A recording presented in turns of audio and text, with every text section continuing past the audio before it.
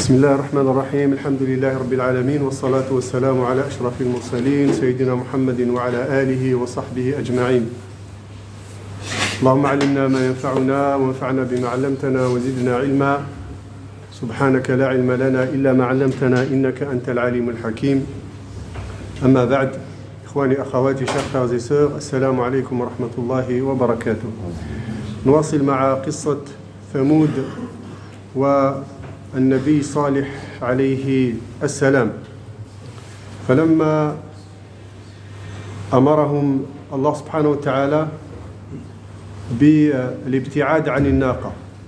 Donc lorsque Allah subhanahu wa ta'ala a ordonné à la population de Thamoud de ne pas approcher la chamelle qui est sortie donc du rocher, et la règle était que la chamelle qui s'appelle la chamelle d'Allah قال هذه ناقة الله هذه ناقة قال هذه ناقة لها شرب ولكم شرب يوم معلوم. Donc Allah subhanahu wa ta'ala dit dans le Coran, et voici une chamelle, à elle de boire un jour convenu et vous de boire un jour, c'est-à-dire en alterne. Donc le prophète Salih alayhi salam, il dit à la population de Thamoud, il dit, celle-là c'est la chamelle d'Allah, هذه ناقة الله. فلا تمسوها بسوء, ne la touchez pas, ne l'approchez pas, ne lui faites aucun mal. ذروها تأكل في أرض الله, laissez-la manger dans la terre d'Allah subhanahu wa ta'ala. Elle a le droit d'aller où elle veut, d'entrer où elle veut et de manger d'où elle veut. De n'importe quel endroit, elle a le droit. Elle rentre dans un jardin, elle mange les feuilles, elle mange les fruits, elle rentre dans une prairie, elle mange l'herbe. Elle mange où elle veut. Pourquoi? Parce que c'est la chamelle d'Allah. Et Ardullah, c'est la terre d'Allah. Même si vous y êtes dedans, vous habitez dedans, mais c'est la terre d'Allah. Donc vous n'avez pas le droit de la toucher. Et concernant l'eau, elle boit un jour des puits, des rivières, de tout ce qu'il y a autour, les étangs, les puits, et vous n'avez pas le droit de toucher à l'eau. Le lendemain, vous avez le droit de boire de l'eau, de toucher à l'eau, de remplir vos réservoirs, etc. Le jour où vous n'avez pas le droit de toucher l'eau, vous avez le droit de boire son lait. Et le lait, parce que c'est la chamelle d'Allah, ce lait va suffire pour toute la population. C'était la règle. Il fallait l'accepter. Et tout le monde l'a accepté. Bon gré, mal gré, tout le monde l'a accepté. Ils ne croyaient pas en Salih, ils ne croyaient pas qu'il était prophète, ils ne croyaient pas. La population de Thamoud, les notables, les gens de la bourgeoisie, toujours, le malin, ne croient pas. Mais ils ont peur de lui parce qu'ils l'ont vu se faire sortir. Ils croient qu'en fait c'est un magicien, c'est un sorcier. Ils croient que c'est un sorcier. Ils l'ont vu sortir une chamelle énorme avec un petit dans le ventre d'un rocher. Donc ils ont peur. Et il leur a dit, si vous la touchez, Allah subhanahu wa ta'ala les a, donc dans le Coran, à travers la bouche de Salih alayhi salam, il leur a dit, vous allez avoir un châtiment. Si vous la touchez, il y aura un châtiment. Donc comme ils ont vu la chamelle sortir d'un rocher, donc ils ont cru qu'effectivement il va y avoir un châtiment si on la touche. Bon, qu'ils viennent d'Allah ou qu'ils viennent du magicien, du sorcier, eux, c'est pas ce qui les intéressait. Ils avaient peur, donc ils ne touchaient pas.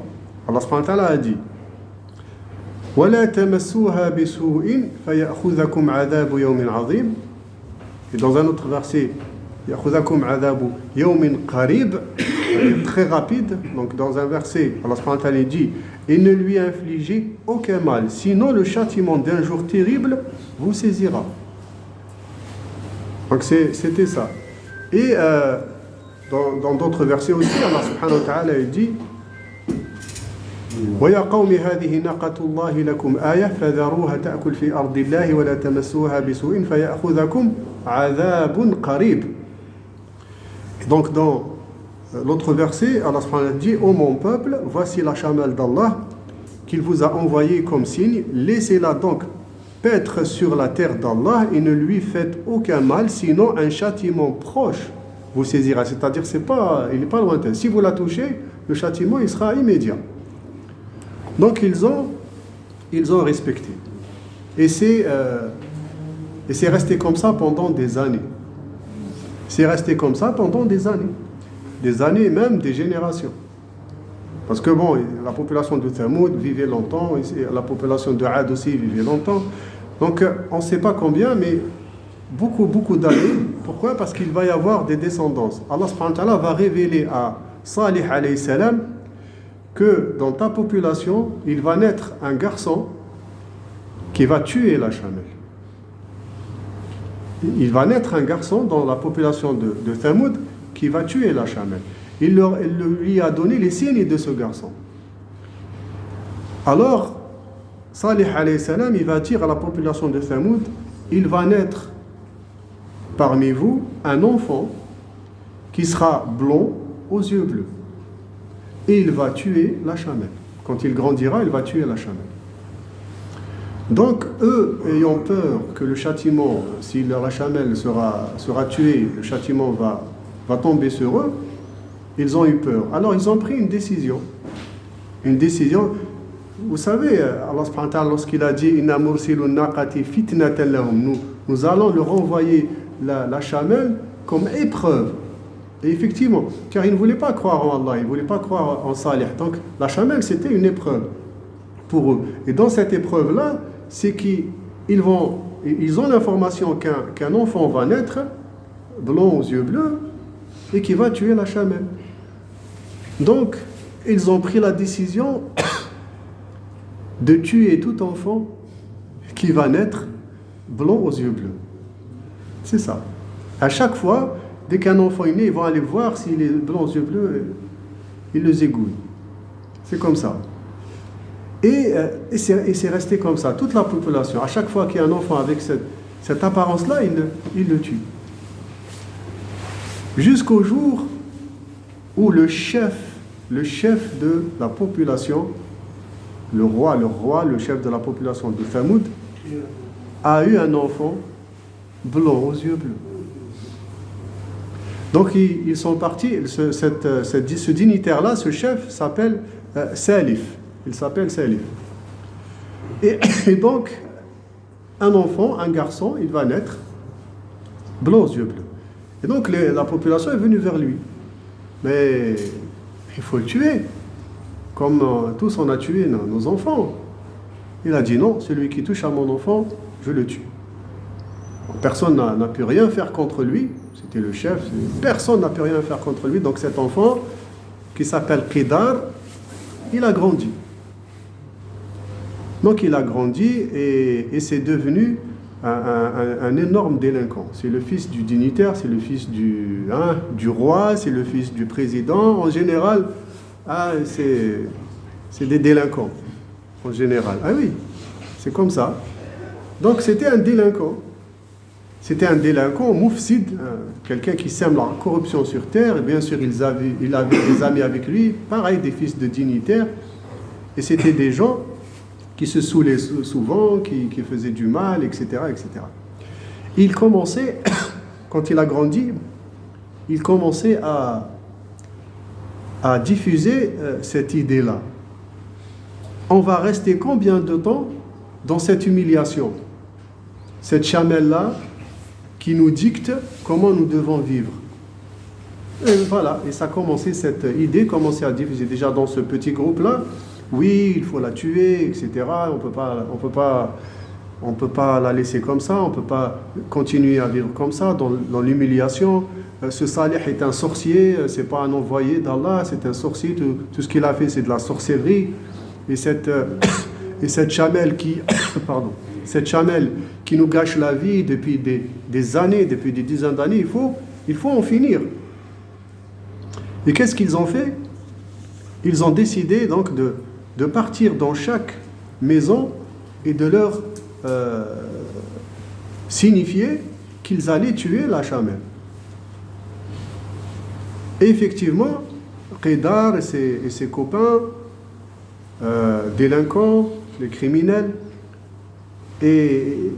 sont partis dans chaque maison pour dire qu'ils allaient tuer la chamelle. Donc, la population, elle savait. Tout le monde savait qu'il y avait ce projet-là, maléfique, ce projet criminel d'aller tuer cette chamelle. Mais personne ne les a empêchés de le faire. Et c'est pour ça qu'Allah subhanahu wa ta'ala a dit quelque chose dans le Coran. A dit quelque chose dans le Coran, et ça c'est très important. Ça c'est une leçon qu'on doit comprendre de cette histoire-là. Allah subhanahu wa ta'ala a dit فَعَقَرُوا النَّاقَ, c'est-à-dire toute la population, alors que c'est une personne qui l'a tué. Allah subhanahu wa ta'ala a dit ils tuèrent la chamelle, c'est-à-dire toute la population. Pourquoi toute la population alors que c'est une seule personne qui a tué la chamelle? Et donc normalement le châtiment devrait tomber sur une personne. Non. Lorsque toute la population n'a pas empêché le crime de se passer, Allah subhanahu wa ta'ala a puni tout le monde. Ils sont tous complices. C'est comme ça. Et ça c'est une règle. C'est une règle. Ils sont tous complices de meurtre. Et ça, c'est une règle de droit qu'on trouve partout. On ne punit pas uniquement celui qui a commis le crime. On punit aussi ceux qui étaient là et qui n'ont pas empêché le crime. Ils sont complices. Et donc, c'est pour ça qu'Allah subhanahu wa ta'ala a puni toute la population, a fait tomber le châtiment sur toute la population. Et là, le projet il a commencé à se diffuser, un jour ils ont décidé de passer à l'acte. Donc Qidar et son petit groupe, la maman de Qidar, c'est-à-dire la femme du dignitaire Salif, elle dit au petit groupe de petits jeunes délinquants, elle leur a dit, celui qui tue la chamelle, je vais lui donner beaucoup d'argent et je vais le marier à une de mes filles, c'est-à-dire la fille du chef de la population, du chef de la cité. Et donc bien sûr, ces jeunes-là ont voulu le faire. L'un après l'autre sont partis essayer de la tuer. Bien sûr, cette chamelle, elle a eu un petit. Donc elle était, elle, qui donc marchait dans la ville, dans la cité, avec son petit. Le premier, il est parti, il a voulu la tuer, il n'a pas pu, il a eu peur, il est revenu. Deuxième, pareil. Ils étaient 9. Et Allah subhanahu wa ta'ala va nous parler de ces 9 personnes dans une autre sourate. Il va parler de ces 9 personnes dans une autre sourate. C'est la sourate An-Naml. Et donc ces 9 personnes, l'un après l'autre, sont partis essayer de la tuer. Et à chaque fois, ils reviennent de peur, ils avaient peur.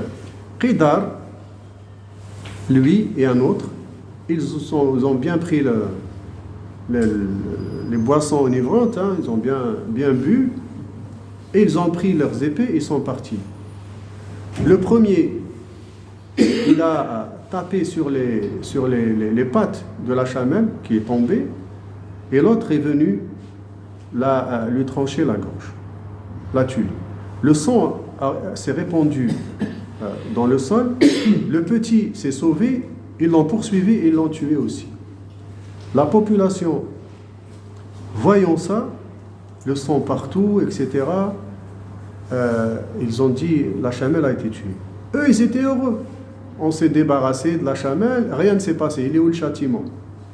Salih est venu les voir. Et il leur a dit, vous avez tué la chamelle. Donc il a pleuré, il a dit, c'est bon, c'est le châtiment d'Allah qui va tomber.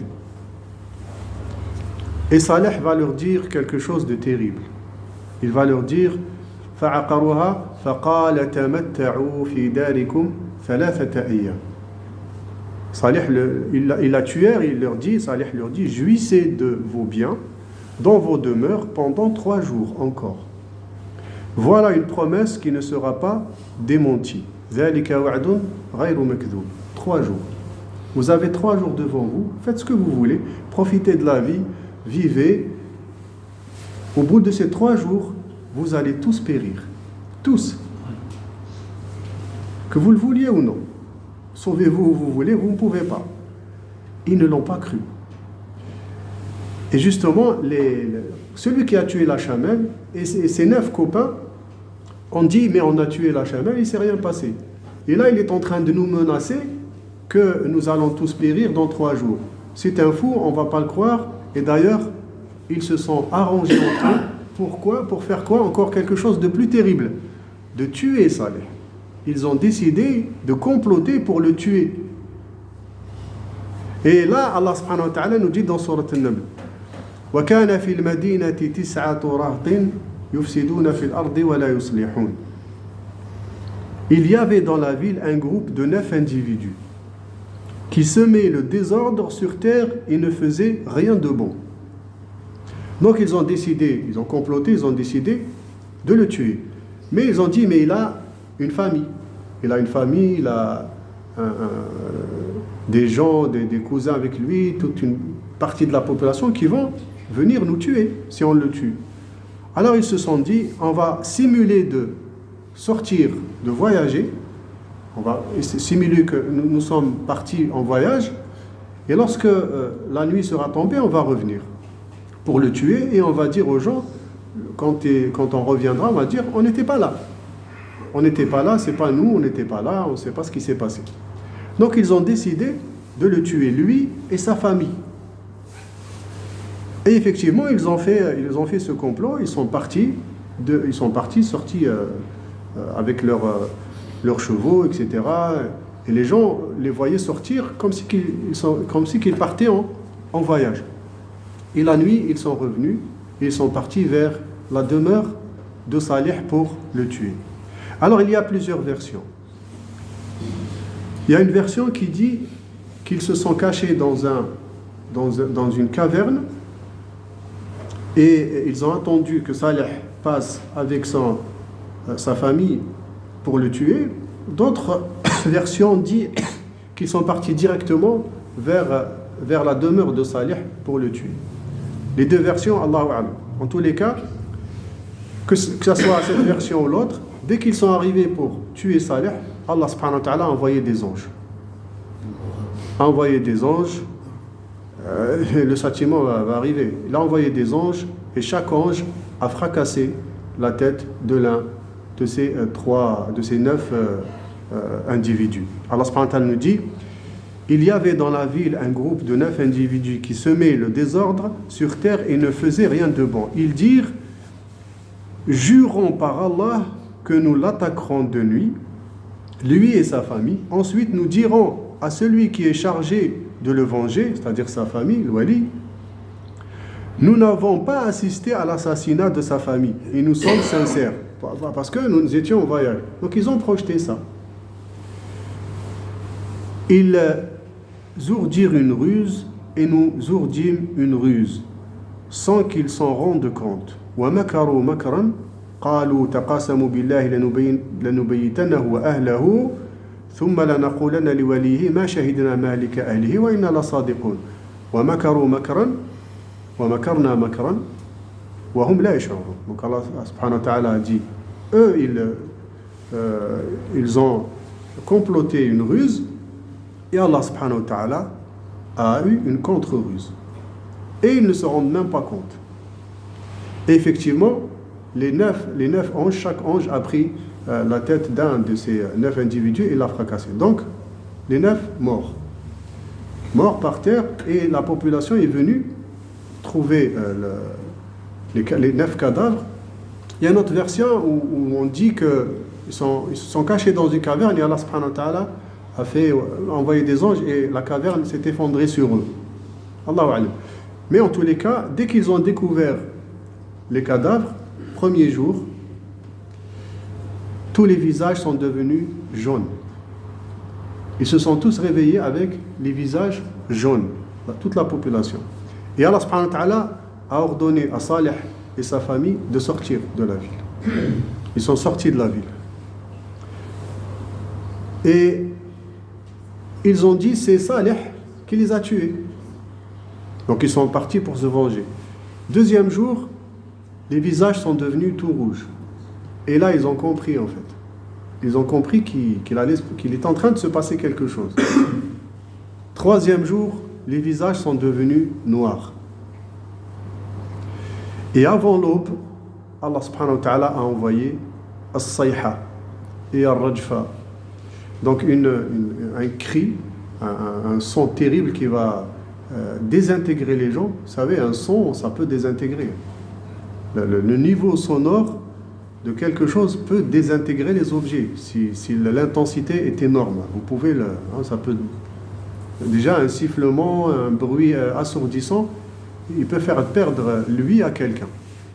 Alors imaginez un son, une sayha, un cri de la part des anges ou de la part d'Allah subhanahu wa ta'ala qui a envoyé les anges pour faire ça. Et rajfa, le tremblement aussi. Donc dans leur demeure, ils ont tous été désintégrés. Tous étaient désintégrés. Ils savaient, ils criaient, ils partaient pas. Impossible. À l'aube, avant l'aube, Allah subhanahu wa ta'ala donc, a envoyé ce châtiment et il a désintégré cette population qui a transgressé l'ordre d'Allah subhanahu wa ta'ala et qui a démenti les signes d'Allah, le naqa, la chamelle, etc. Et c'est des gens qui ont insisté sur shirk et surtout que tous, ils ont participé à un crime. C'est pas eux qui l'ont tué, mais ils ont participé parce qu'ils n'ont pas empêché le crime. Voilà, cette histoire, on continuera donc la prochaine fois avec la prochaine histoire, Inch'Allah. Wa assalamu alaikum wa rahmatullahi wa barakatuh.